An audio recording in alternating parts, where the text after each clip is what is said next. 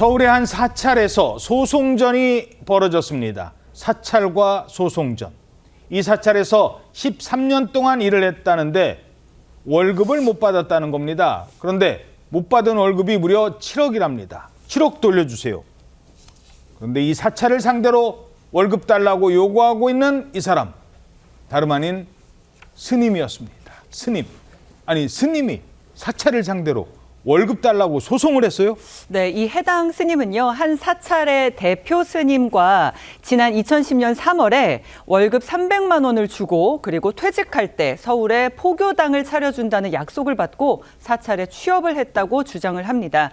해당 스님의 업무는 매일 법당에서 하루 3번의 예불을 드리는 것이었는데, 그리고 지병으로 급성 신부전증을 앓고 있던 대표 스님을 병원에 모시고 다니면서 각종 업무를 도와드리는 것이었습니다.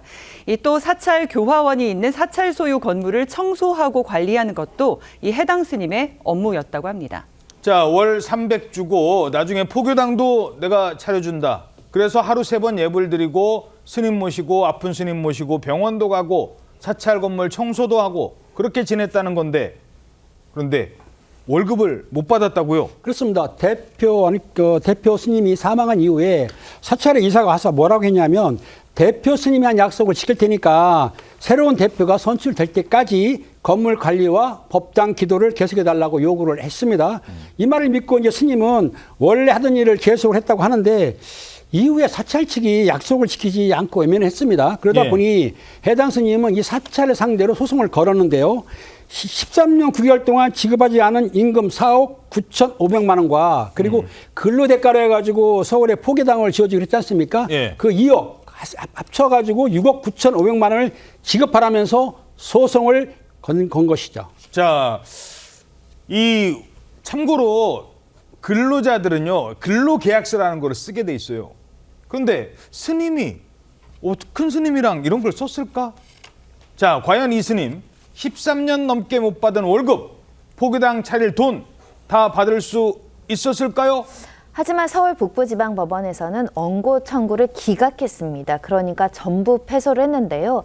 한마디로 근로계약과 근로자임을 인정받지 못했던 것으로 알려지고 있습니다. 재판부에서는 이 업무 내용이 불분명하다라고 지적을 하거나 승려로 하루 3번의 예불을 했다고 주장하지만, 예불과 관련해서 맡은 구체적인 업무 내용이 무엇인지, 근무 시간과 근무 장소를 지정하고 또 감독과 구속을 받았는지에 대해서 확인할 수 있는 객관적인 자료나 증거가 부족하다라고 패소 판결했습니다. 자, 그러니까 이 사찰에서 뭐 돈 안 줘도 돼, 뭐 그걸 돈 받고 이래, 이런 게 아니라 법원에서 판단을 할 때는 근로계약서를 써놓고 정식으로 일을 했느냐는 거예요. 그건 없다는 겁니다.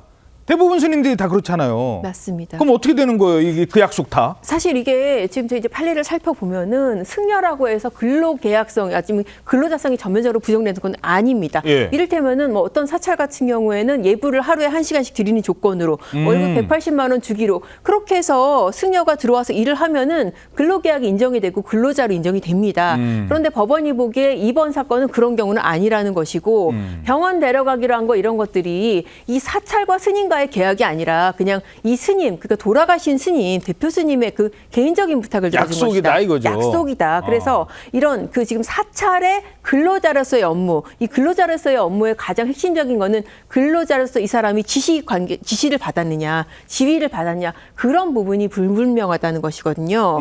그래서 아마도 뭐 판결이 이렇게 났으면 스님 쪽에서 항소를 할 것이고. 야, 근데 이게 종교단체, 뭐 판사, 목사님, 좀 그럴 것 같아요, 이거. 맞습니다. 이게 사실 속성상 명확하게 근로계약서를 작성하고 일의 내용을 규정하고 그렇지 않은 경우가 많기 때문에, 그렇죠. 정작 사실 뭐 약속 믿고 일하고 돈은 한 푼도 못 받고 그런 이번 사건 같은 사태가 생길 수가 있습니다. 예, 그래서 법조계에서도 고용계약 여부를 정리할 필요가 있다라는 목소리가 나오고 있다고 합니다.